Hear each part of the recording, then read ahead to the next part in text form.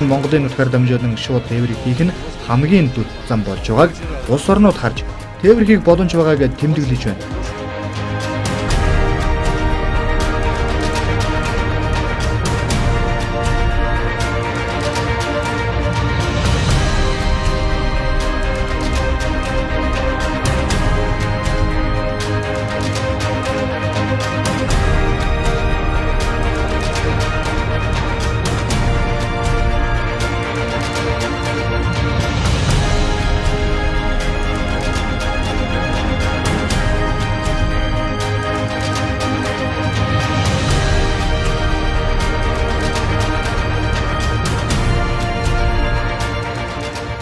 Транзит тээвэр бол Монгол улсын зах зээл дээр орж иж байгаа цэвэр валют их усвар. Транзит тээвэр бол зөвхөн төмөр зам, Улаанбаатар төмөр зам жиш Монголын эдийн засгт бол их нөлөөтэй.